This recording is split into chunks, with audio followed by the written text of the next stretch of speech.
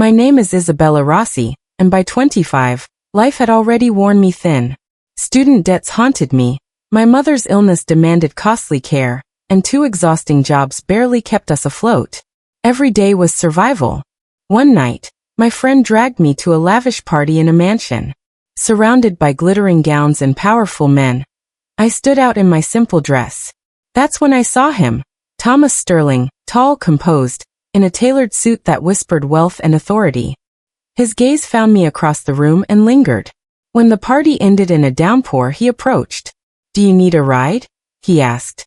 His sleek black car felt like another world. On the way, he offered dinner at a restaurant so extravagant it made me nervous to touch the silverware. Between courses, he studied me with unsettling precision. Then he made his offer. "I know life is hard for you. I can give you enough money so you never have to work 2 jobs again. Your mother can have the best care. In return, I want your company. Loyalty.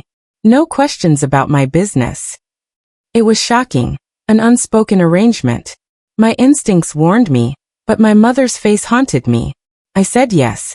Within days, I was in his world of private jets, designer clothes, and a mansion that dwarfed my old life.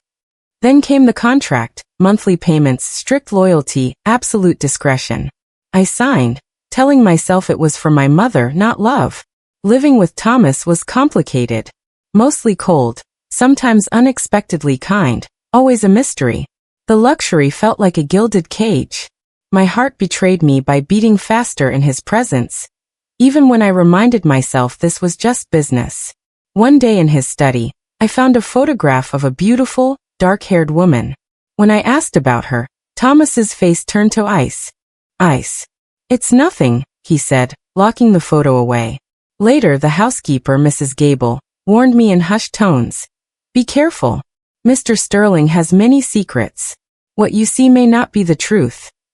Not long after, Thomas told me he needed a paper marriage, a legal wife for business purposes. Nothing between us would change. I agreed, though the quiet wedding felt more like signing another contract than joining lives. Outwardly, I played the devoted young wife. Inwardly, I felt lonelier than ever.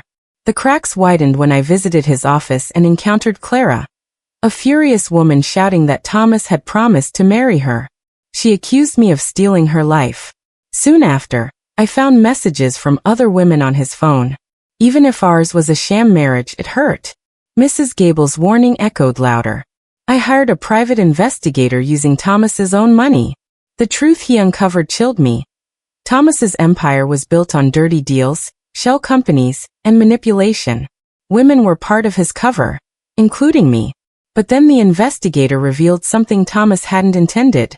When we married, he'd put a major company in my name. Legally, it was mine. That changed everything. I stopped feeling like a pawn. I began learning the business quietly, reading documents, asking subtle questions, building trust with his associates. Publicly, I was the perfect wife. Privately, I was arming myself. A year later, on our anniversary, Thomas came home with his usual controlled smile. "Happy anniversary, Isabella," he said. "Thomas," I replied, using his first name. His eyes narrowed. "I know," I said evenly. "About Clara. The other women. Your business. And the company in my name. It's mine legally." His mask cracked. "How do you know this?" he demanded. I placed divorce papers on the table. "I'm leaving. And I'm keeping the company. You tried to use me, but you gave me power instead." He exploded, calling me nothing, reminding me he'd given me everything. "You gave me money," I said. "And I used it to learn your world, and how to beat you." He realized I was right. The law was on my side. Without another word, I walked out, leaving behind every jewel and gown. I wasn't the desperate girl he'd met. I was stronger, sharper, free.